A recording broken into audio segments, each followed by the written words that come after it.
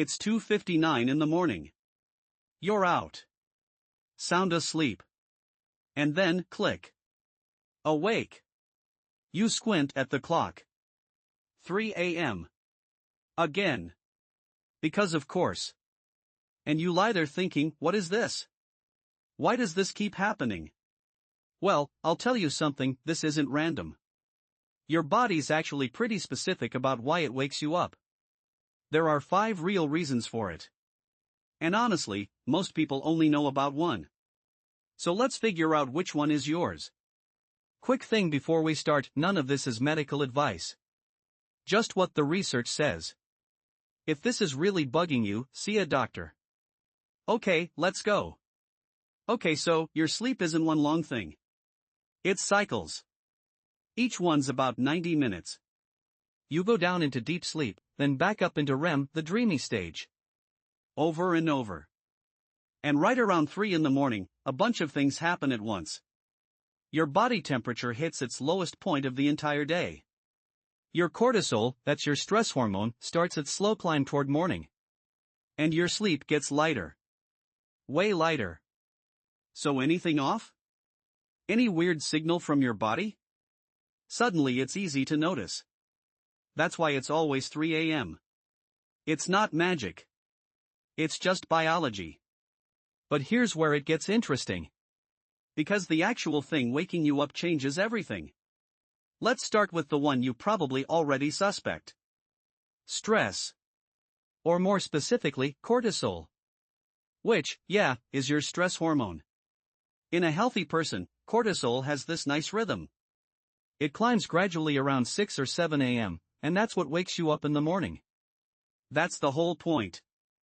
It's basically your built-in alarm clock. But under chronic stress? That whole rhythm shifts. Suddenly it's spiking at 3 a.m. instead of 6. And you're just awake. No idea why. You lie there thinking, I really need to sleep, which, by the way, makes it worse. Been there? Yeah. Everyone's been there. This is the #1 reason for adults in their working years. Work, money, family, the news, your brain doesn't clock out at bedtime. Long term, this wrecks your deep sleep. You wake up already tired. Which makes the next day more stressful. Which raises cortisol. Which wakes you at 3 a.m. A nasty little loop. Good news though, this one's very fixable. We'll get to that. But first, reason #2. And this one catches a lot of people off guard. Your blood sugar. Big late dinners are kind of the villain here. When you eat, your blood sugar goes up. Your body pumps out insulin to bring it back down. But sometimes it overshoots, and around 3 a.m., your blood sugar crashes. You might wake up hungry. Or weirdly sweaty. Or just buzzy. Wired. Your liver steps in and dumps sugar back into your blood. And to help things along, it releases stress hormones too. Which, surprise, wake you up. And here's the thing most people don't know: over a third of adults are pre-diabetic and have no idea. Especially common in men over 40. If you carry a little extra weight around the middle, pay attention. This might be you. The fix? Eat dinner earlier. Simple as that. Less sugar, less carbs in the evening. More protein, more fat. I know nobody wants to hear that. But it actually works. Fast. Okay, reason 3. And this one might be the most underdiagnosed of all of them. Obstructive sleep apnea. Here's what happens: when you sleep, your throat muscles relax. In some people, they relax a little too much. And your airway actually collapses. Oxygen drops. Your brain panics. It jolts you awake just long enough to start breathing again. You probably don't even remember it. But it can happen dozens of times a night. And it peaks between 3 and 5 in the morning, because that's when REM sleep is deepest. In REM, your body is basically paralyzed. Including, annoyingly, your throat. Here's the wild part: about 80% of cases are never diagnosed. It's most common in men over 50. But women get it too, especially after menopause. Warning signs? Loud snoring, morning headaches, being exhausted even after a full 8 hours. If your spouse says you snore like a chainsaw, seriously, take it seriously. The good news, this one's super treatable. A CPAP machine or a dental device can honestly change your life. I've heard stories of people going from dragging themselves through the day to feeling like a new person in under a week. If this sounds like you, ask your doctor about a sleep study. That's how you find out. Reason 4, and nobody loves this one. Your sleep changes as you age. Full stop.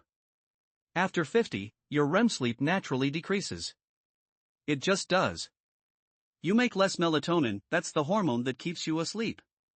Deep sleep, the really good stuff, drops from about 20% of your night to maybe 10%. So after 3 a.m., your sleep is just lighter. A car outside, a sliver of light, needing to pee, any of it can wake you. Stuff that didn't wake you at 30 now wakes you at 60. I mean, there's no fix for this one. It's just what happens. But you can work with it. Darker room. Cooler temperature. No phones before bed. These little things matter more than you'd think. Alright, reason 5. Hormones. For women in perimenopause, estrogen drops. And that drop alone wakes thousands of women up at 3 a.m. every single night. Night sweats? Same mechanism. For men over 50, it's often the prostate. You wake up thinking you need to pee, but it's actually your prostate pressing on your bladder, not a full bladder. And don't overlook medications. Diuretics, antidepressants, beta blockers, they can all shift your sleep timing in ways doctors don't always mention. Seriously, check your prescriptions. Some drugs do this and nobody thinks to warn you. Sometimes just taking them at a different time of day fixes the whole thing.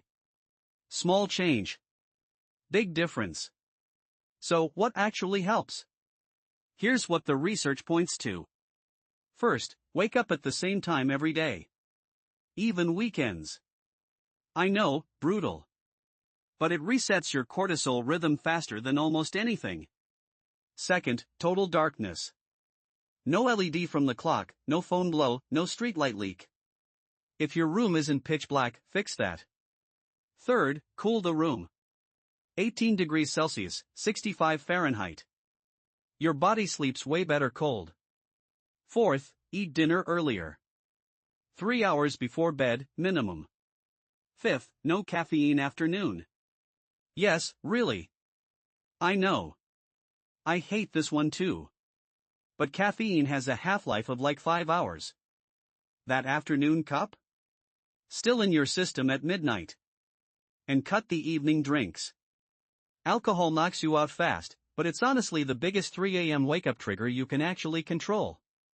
Some people also swear by slow breathing before bed, in through the nose for 4, out for 6. Can't hurt to try. But if this is happening more than 3 nights a week and you're dragging through your days, please see a doctor. Most of these things are really treatable. You don't have to just live with it.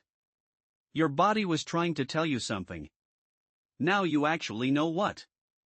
If this helped, hit subscribe, I put out one of these every week. And if you figured out which one's yours, that's a win. Most people go years without knowing. Alright. Take care of yourself. See you soon.